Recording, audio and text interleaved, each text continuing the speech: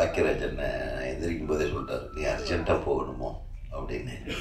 எல்லா ஃபங்க்ஷன்லேயும் அப்படித்தான் அப்படின்றதெல்லாம் இல்லை சார், உண்மையாகவே நீ கொஞ்சம் வெளியே வேலை. இந்த மேடையை அலங்கரித்து கொண்டிருக்கும் அனைத்து திரையுலக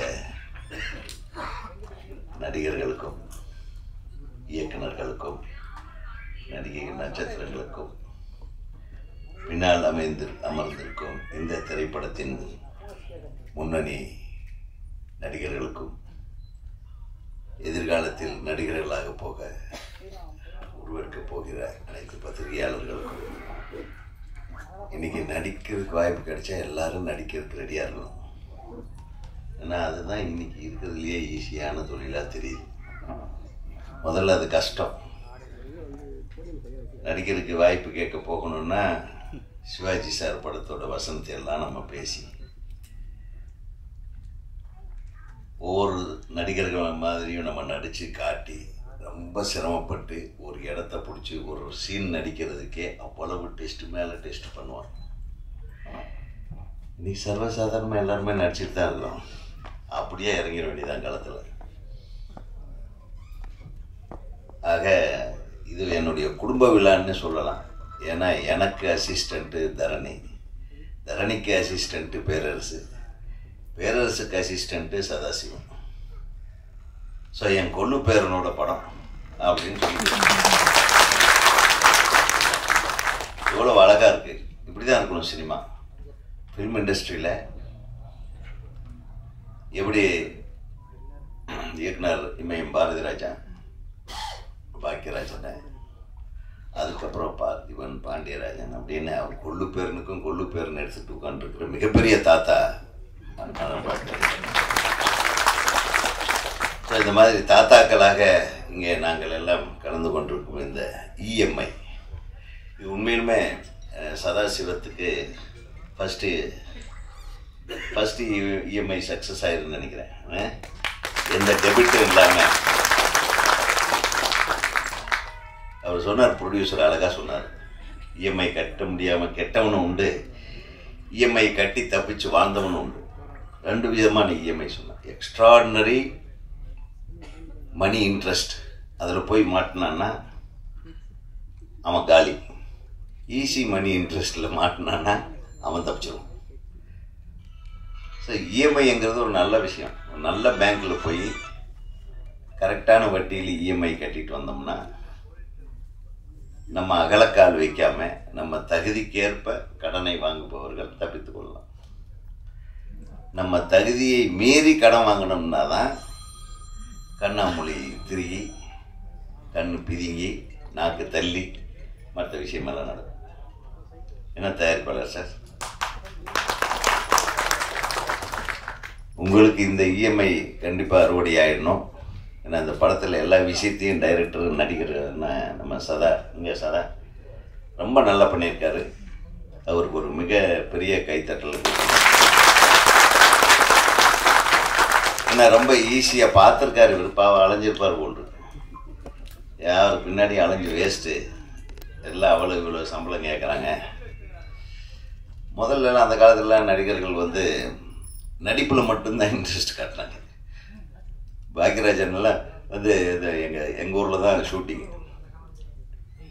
மேட்டுப்பாளையத்தில் அந்த சந்தில் உட்காந்துட்டு அந்த சந்திலேயே படத்தை முடிச்சுட்டார். எவ்வளவு சிம்பிளாக, எவ்வளவு அருமையாக, எவ்வளவு உணர்வு கலைநயம் மிக்க ஒரு காதல் கதையை எவ்வளவு அற்புதமாக, ஒரே ஊரில் ஒரே தெரு தான் மேக்சிமம் அந்த படத்தில். எதுக்கால வீடு, அதே தெருவில் ஒரு ஹீரோ வருவான், இவர் லவ் பண்ணுற பொண்ணுச்சு. அந்த அந்த இதெல்லாம் பார்த்தீங்கன்னா நம்மளுடைய லவ் ஸ்டோரியை பார்க்குற மாதிரி இருக்கும். அந்த யதார்த்த சினிமாக்கள் இன்னைக்கு இல்லாமல் போச்சு. இன்றைக்கி தான் நான் ஒரு ஆடியோ ரிலீஸ்க்கு போகிறேன்னு என் ஃப்ரெண்ட் ஒருத்தர்கிட்ட சொன்னேன். ஃபோனில் என்ன அர்ஜென்ட்டாக பார்க்கணுன்னு சொன்னார். என்னங்க ஆடியோ ரிலீஸு? அவர் ரொம்ப கோவிச்சுக்கிட்டார். இஎம்ஐன்னு ஒரு படம். சரிங்க, இப்போல்லாம் எங்கேங்க தமிழ் படம்? முதல்ல எல்லாம் வெளிமாநிலத்திலிருந்து நடிகர்கள் நடிக்கிறதுக்கு தமிழ் படத்தில் நடிக்கணும், அதுதான் எங்களுடைய மிகப்பெரிய எய்ம்னு சொல்லுவாங்க. ஒரு ஹிந்தியிலேருந்து ஒரு ஹீரோயின் தமிழில் நடிக்கிறத ஒரு பெருமையாக நினைப்பாங்க. தமிழ் படம் எடுக்கிறத ஒரு பெருமையாக நினைச்ச ப்ரொடியூசர்கள் இருக்காங்க. தெலுங்கு ப்ரொடியூசர்கள் நிறைய பேர் மலையாளம், கர்நாடகாவிலேருந்தெல்லாம் வந்து தமிழ் சினிமா எடுத்திருக்காங்க. இன்றைக்கி இருக்கிறதுலையே 5வது இடத்துல 6வது இடத்துல இருக்கிறது தமிழ் சினிமா. இன்றைக்கெல்லாம் தெலுங்கு சினிமா நம்பர் 1 இருக்குது, மலையாள சினிமா நம்பர் 2 இருக்குது, கர்நாடகா சினிமாவும் நல்லா இருக்கு. இதுக்கு காரணம் யார்? கிரியேட்டர்கள் இங்கே இருக்காங்க, இல்லாமல் இல்லை. சரியான தயாரிப்பாளர்கள் இல்லை. சரியானவர்களை தேர்ந்தெடுக்கக்கூடிய தயாரிப்பு நிறுவனங்கள் எல்லாம் இப்போ அவங்க பூட்டு போட்டிட்டு வீட்டுக்கு போயிட்டாங்க. பெரிய பெரிய தயாரிப்பு நிறுவனங்கள் எல்லாம் இன்று படம் எடுக்கக்கூடாது என்ற முடிவோடு இருக்கிறார்கள். ஏனென்றால் முதல்ல படம் எடுத்தால் ஈஸியாக வியாபாரம் ஆகிடும். இப்போ முந்தானை முடிச்சாகட்டும், எஜமான் ஆகட்டும், அதே பேரரசு பண்ண அஜித் படம், என்ன படம் அது, திருப்பதி, இதெல்லாம் வந்து எனக்கு தெரிய ஏவிஎம் வந்து பூஜை எண்ணிக்கை எல்லாத்துக்கும் செட்டில்மெண்ட் முடிஞ்சிடும். பூஜை எண்ணிக்கை லாபம் இவ்வளவு என்று தெரிந்து போய்விடும். அப்படி இருந்த சினிமா இன்னைக்கு எங்கே இருக்கு? எவ்வளவு போராட்டமாக இருக்கு. ஒரு கதை முடிவு பண்ணுற வரையிலும் நடிகர் நடிகைகளை முடிவு பண்ண முடியறதில்லை. ஷூட்டிங் போட வரையிலும் இவர் தான் நடிக்க போறாருன்னு யாருக்கும் தெரியாது. அப்படியே முடிஞ்சாலும் இந்த படம் அப்படியே தொடங்கினாலும் இந்த படம் முடியுமா முடியாதான்னு தெரியாது. அப்படியே முடிஞ்சாலும் இந்த படம் ரிலீஸ் ஆகுமா ரிலீஸ் ஆகாதுன்னு தெரியாது. யார் வந்து ரிலீஸ் பண்ண போறாரு, எப்போ ரிலீஸ் பண்ண போறாருன்னு தெரியாது. அப்படியே ரிலீஸ் ஆனாலும் எந்த தியேட்டரில் ஓடுதுன்னு இந்த ப்ரொடியூசருக்கும் தெரியாது, டைரக்டருக்கும் தெரியாது. என்ன தமிழ் சினிமா? கொஞ்சம் சற்றே சிந்திக்க வேண்டிய விஷயம்.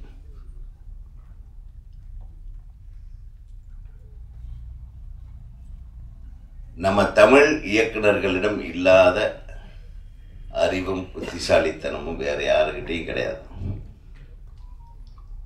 சிறந்த தமிழ் படைப்பாளிகளை பயன்படுத்திக் கொள்ள தவறுகிறார்கள் இப்போது படம் எடுக்க வருகிறவர்கள் என்பதைத்தான் நான் சொல்ல வேண்டும். அல்லது இப்போது படம் எடுக்க வருகிறவர்கள் எல்லாம் சிறந்த படம் எடுக்க வேண்டும் என்ற அவசியம் இல்லை. ஒன்றா ஒரு பெரிய ஹீரோ இருக்கணும், ஒரு பிஸ்னஸ், இந்த ஹீரோ இந்த இது இப்படி போட்டு இப்படி போட்டால் இவ்வளோ கோடி பிஸ்னஸ், அவ்வளோதான். அதில் கதையெல்லாம் இருக்குன்னு அவசியமே கிடையாது.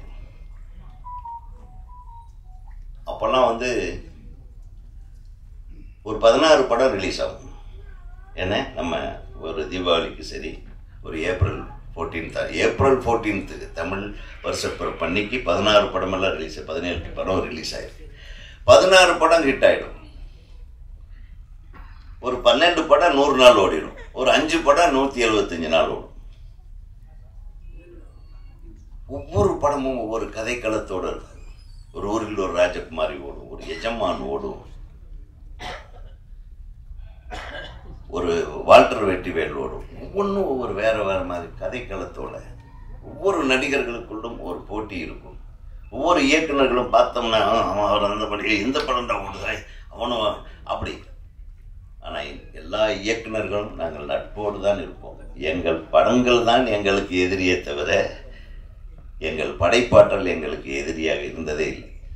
இப்போ அந்த மாதிரியான ஹெல்த்தி சினிமா இல்லையே என்ற ஒரு வருத்தம். இன்னொரு பெரிய காமெடி என்னன்னு, இந்த காலத்தில் டைரக்டர்களையே ஃபோனில் பிடிக்க முடிய மாட்டேங்குது. ரொம்ப ரொம்ப கஷ்டமாக இருக்குது மனசுக்கு. ஒரு டைரக்டரை பாராட்டலாம், இந்த படம் நல்லா எடுத்திருக்கிறாருன்னா ஃபோன் எடுக்க மாட்டாங்க. கேட்டால் அந்த நம்பர் போன வாரம் தாங்க இருந்தது, இந்த வாரம் வேற மாற்றிட்டாங்கன்றாங்க. எங்கே நோக்கி போய் கொண்டிருக்கிறது தமிழ் சினிமா? இதையெல்லாம் திருத்துவதற்காகத்தான் இந்த இஎம்ஐ மாதிரியான படங்களை நம்ம ஆதரிக்க வேண்டும். 15 படம் பெரிய படங்கள் ரிலீஸ் ஆகுது, ஒரு படம் 2 படம் தான் ஓடுது. ஆனால் 100 படம் சின்ன படங்கள் ரிலீஸ் ஆனாலும் 15 சின்ன படங்கள் ஓடிட்டு இருக்கு இன்னைக்கு. அதை தான் இன்றைக்கு சிறிய திரைப்படங்களுக்கு உண்டான ஒரு வேல்யூ. கடந்த இந்த வருஷம் எடுத்து பார்த்தீங்கன்னா நிறைய சின்ன படங்கள் ஓடி இருக்கு. குடும்பஸ்தன்,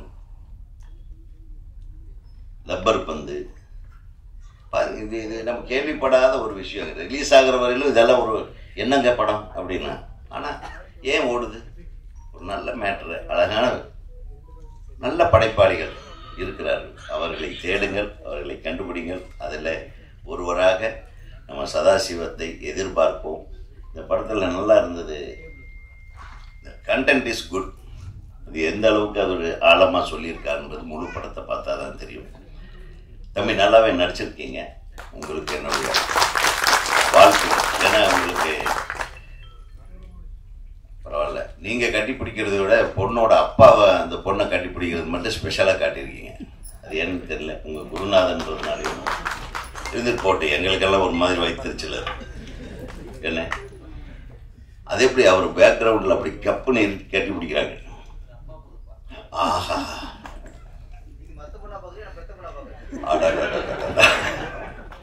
ஸோ பேரரசுக்கு, எங்கள் சங்க செயலாளருக்கு, இயக்குனர் சங்க செயலாளரை ஒரு மிகச்சிறந்த அப்பாவாக உருவாக்கிய உங்களுக்கு எனது மனமார்ந்த வாழ்த்துக்கள்.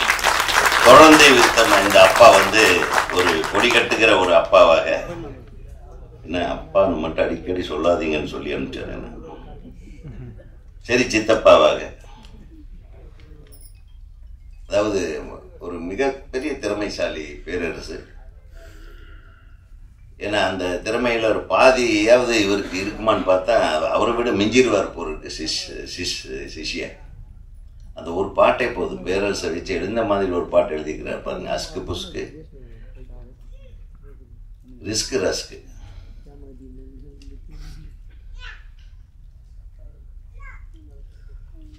ஒரு மிகப்பெரிய ஒரு ஹிட்டு பாட்டு அது. அது என்ன நிச்சயமா, ஏன்னா விஜய் படத்தில் நான் திருப்பி சொல்லுவேன், திருப்பாச்சிலையும் சிவகாசிலையும் இவர் எழுதின பாட்டெல்லாம் தாறுமாறு.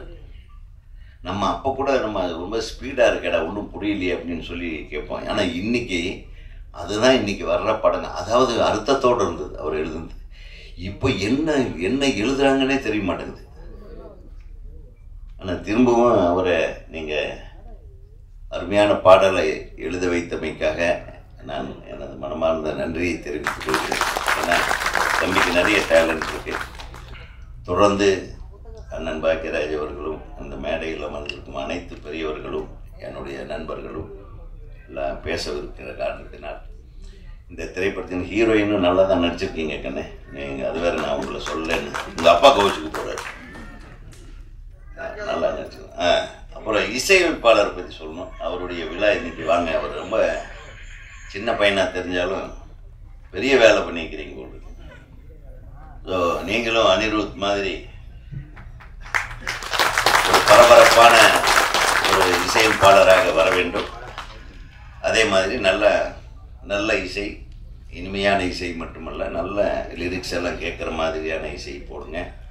உங்களுக்கு ஒரு நிச்சயமாக ஒரு நல்ல எதிர்காலம் இந்த திரைப்படத்தின் மூலம் உருவாகி இருக்கிறது என்பதை நான் தெரிவித்துக் கொள்கிறேன். கடைசியாக ஒரு அறிவிப்பு சொன்னாங்க, இந்த படத்தை திரையிடப் போகிற விநியோகஸ்தர்கள் வந்திருக்காங்கன்னாங்க. அவர்களுக்கு எனது மனமார்ந்த நன்றி. நிச்சயமாக இந்த படம் உங்களுக்கு மிகப்பெரிய வெற்றி படமாக அமையும். நிறைய கலெக்ஷன் வரும். ஏன்னா இது ஒரு யூனிவர்சல் மேட்டர். கண்டென்ட் தான். இந்த இஎம்ஐன்னாவே அது கண்டென்ட். இந்த இஎம்ஐ உங்களுக்கும் தப்பு இல்லாமல் சேரும் அப்படின்ற ஒரு நம்பிக்கை ஏற்படுத்துகிறது.